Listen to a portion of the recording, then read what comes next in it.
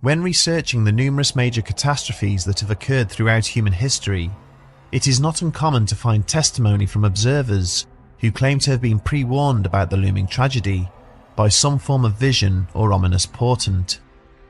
This week, we examine one such example of this, the Blackbird of Chernobyl. A day after the disaster, the scenes witnessed by the helicopter pilots as they flew over the stricken facility were akin to something out of a horror movie. Several hundred feet below, rubble still smouldered across the broken power plant, producing dense plumes of acrid smoke, which they were forced to skirt around as they were guided into the target area. On the ground below, a combination of rescue workers and military personnel could be seen running to and fro, many of them well aware of the risks they were exposing themselves to, but carrying on regardless of the dangers, simply because there was a job that needed to be done, for the sake of not just hundreds, but thousands, and perhaps even millions of people. High above, the pilots themselves were no safer from the invisible cloud of radiation that had contaminated the area. Without video cameras or any other form of specialist equipment, each aircraft was forced to fly in at high speed, their crews blindly dumping tons of boron, sand and clay in the hope that the fires inside the reactor itself would finally be extinguished. Sergeant Valery Semyonov stared down impassively at the hellish landscape and reflected on the fact that no matter how much water he gulped down, the sickening metallic taste in the back of his throat refused to go away. Like the majority of his fellow airmen, he had little faith in the safety guidelines they were working to. It was the fourth and final sortie of the day, and as the pilots signalled that they were once again on final approach, Semyonov prepared to manhandle yet more heavy sacks of sand and chemicals down onto the deadly ruins below. As he reached across to open the aircraft's side door, his whole world instantly seemed to turn upside down. Without warning, the chopper banked sharply and suddenly, sending the flight engineer crashing against a pallet of sacks, before rebounding and banging his head hard against the side of the cabin. The sergeant cursed loudly, checking there was no blood coming from where he had smashed his head against the airframe, before making his way forward to vent his anger at the pilots. Even amidst the loud thrumming of the helicopter's rotor blades, Semyonov could hear shouting as he stomped towards the cockpit. Forcefully yanking the entry door to one side, he was momentarily stopped in his tracks by the terrified expressions on the faces of the two airmen. All his angry questioning produced was a helpless look, and some animated pointing in the direction of the windscreen. As Semyonov peered out into the smoke-filled skies ahead of them, there was a sudden movement. A jet-black shape hurtled out of the blackness right across their flight path. He caught a momentary glimpse of curved talons, shark-like teeth, and luminous red eyes, before with a shriek and a wing flap, the monster disappeared back into the smoke. Semyonov would not be the only rescue worker to see the creature that day, but he would be one of the last. The awful vision he had witnessed in the skies was one he would take to his grave, which would be much sooner than he had anticipated, due to the severe radiation poisoning he had unwittingly received. Within hours of the disaster, the beast would already have been given a name: the Blackbird of Chernobyl. The Ukrainian city of Chernobyl had already experienced more than its fair share of human suffering, even before the tragic accident occurred with which its name would forever be associated. Huge numbers of the largely Jewish population were rounded up and massacred during the Stalinist purges of the 1930s, only for the survivors to fall victim to the brutal Nazi occupation that would take place during the following decade. The end of the Second World War would find the city placed firmly back under communist rule, and it was eventually chosen as the administrative centre for the first nuclear power station to be constructed on Ukrainian soil. Between 1972 and 1983, 4 separate RBMK reactors were built at a site approximately 10 miles northwest of the town, with 2 more planned for construction in the near future. For nearly 15 years, the facility quietly and efficiently went about the business of generating power for the people of the Ukraine. That was until early in 1986, when the site managers started to receive strange reports from some of their employees. Several staff members claimed to have seen a shadowy figure hanging around the perimeter fence during the small hours, apparently watching them leave when they had finished their shift.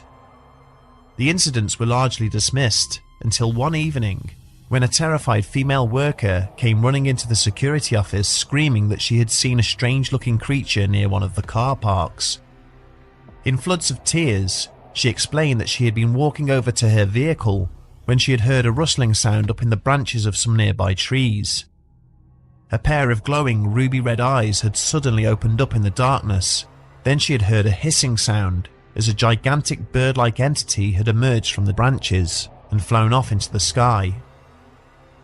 Within days of telling her story, others began to come forward to give similar accounts. 2 caretakers, who were arriving for an early morning shift, had witnessed a dark figure with enormous wings circling the power plant in the dawn skies above them, before it had shrieked and flown away. A worker driving home on another evening had nearly crashed his car as he swerved to avoid a huge creature that had come swooping out of the darkness, suddenly framed ahead of him in the light from his headlamps. The facility officials were highly skeptical of such stories, as there was little in the way of actual evidence to support them. But then the nightmares began. A significant number of workers started to either turn up late for their shifts or go home early reporting that they felt ill.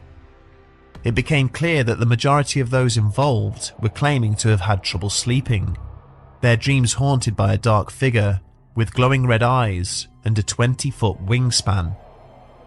Staff members caught openly discussing the strange visitor were threatened with suspension, and those who had called in sick began to receive phone calls at home, ordering them to return to work and stop spreading rumours and disinformation.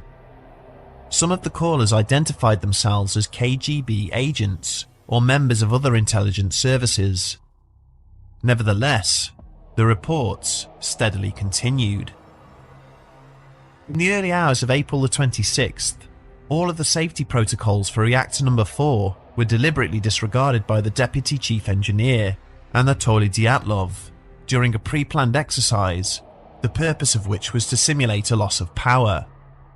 Because the reactor had been running at half power for 10 hours, it became choked by xenon, which in turn caused power output to drop to almost nothing, a state that was useless for the test. In order to get the power levels back up, Dyatlov ordered the engineers to remove nearly all boron control rods and stop pumping coolant into the core. This caused reactivity inside the core to increase at a rate that was unsafe, and the engineers panicked and tried to shut the reactor down by reinserting the control rods. Unfortunately, those control rods were tipped with graphite, fatal design flaw, which caused reactivity to skyrocket, resulting in a huge explosion. It was the worst nuclear accident in human history, immediately contaminating the surrounding area with disastrous levels of nuclear fallout. Chronically short of any specialist equipment with which to combat the disaster, the Soviet authorities could do little more than turn to the military in a somewhat short-sighted effort to try and contain the growing danger. Brave but poorly equipped infantrymen were ordered to sprint into the ruined buildings to clear radioactive debris, limited to just 90 seconds of activity on site in order to avoid fatal doses of radiation. Military and civilian helicopters were drafted in from as far afield as Siberia and ordered to douse the smouldering reactor with thousands of tons of absorbent materials. With their aircraft lacking any form of effective shielding, many of the 600 pilots and airmen would die far earlier than expected from illnesses that had arisen from the radiation poisoning they had received. Within days, it became clear that some of the personnel involved in these efforts had apparently also encountered the same creature that had previously been harassing the staff at the power plant. Military commanders received a number of reports from soldiers and pilots that a large winged entity had been seen circling the area, weaving in and out of the plumes of toxic smoke, and swooping down low over the heads of those working on the ground. As the fires were eventually extinguished, these reports steadily dwindled, and during the aftermath, no further sightings occurred at the location. No images of the creature exist, but in the 8 months it would take to successfully construct a concrete barrier around the damaged reactor, a shocking realization gradually came to the fore. All of the people who had reported having any contact with the so-called Blackbird, whether military or civilian, had died as a result of radiation poisoning caused by the explosion. Given the absence of any definitive evidence which might support the existence of this mysterious cryptid, it is easy to dismiss the story out of hand as some form of urban legend. But it is a tale that has stubbornly persisted, despite the deaths of those who were allegedly involved. The high number of apparent witnesses would also seem to suggest that something unnerving must have happened in order to form the basis that the myth was constructed upon. Another factor that strengthens this argument is its remarkable similarity to the Mothman sightings that occurred in West Virginia during the 1960s. People living in and around the area of Point Pleasant reported eerie encounters with an insect-like nocturnal figure, very similar in appearance to the Blackbird. This frightening creature chased pedestrians and cars, even reportedly killing a pet dog during its 12-month reign of terror. The last sightings of the Mothman took place immediately prior to the collapse of the nearby Silver Bridge, which spanned the Ohio River and tragically buckled under the weight of rush hour traffic on December 15, 1967, killing 46 commuters. There were no further appearances by the Mothman after this event, leading residents to theorize that the beast was somehow associated with the incident and may have somehow been trying to warn people about the impending disaster.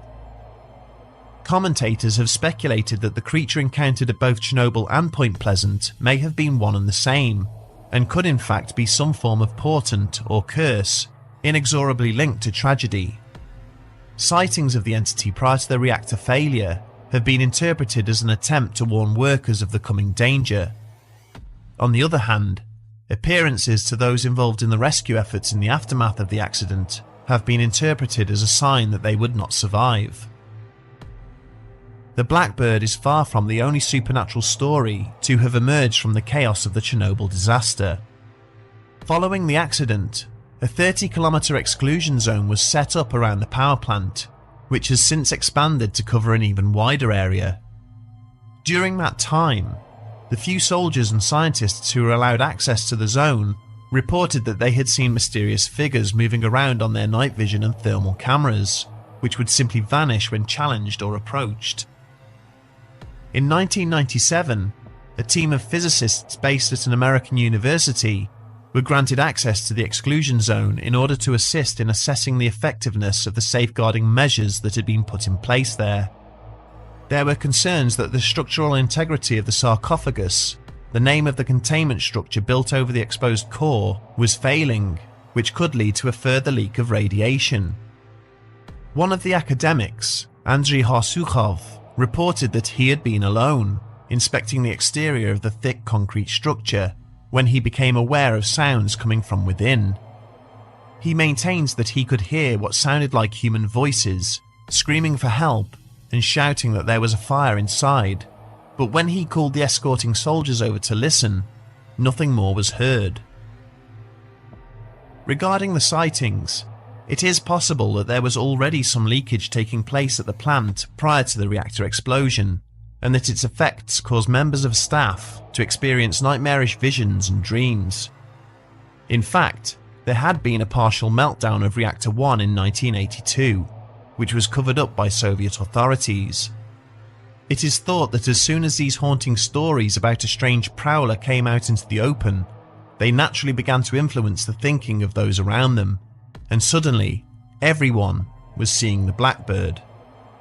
Similarly, the pilots and soldiers may have overheard these stories when they arrived, their mental states deteriorating under the pressures and dangers of their task. The official explanation put forward by the Soviet government about the reports is that what the witnesses were actually seeing was a local bird, the black stork. This is a large form of endangered species that can grow up to 3 feet tall, possessing a 6-foot wingspan. When observed fleetingly in darkness or in the poor light of the smoke-filled skies, it may be that it was mistaken for something far more sinister, the human brain filling in the gaps and adding nightmarish details because it was strange to see such a thing in the first place. Finally, the most likely possibility is that the creature is nothing more than an internet legend, created in the decade since the disaster and associating itself with the Mothman sightings, not only to strengthen its credibility, but also enforce the original sightings back in Point Pleasant.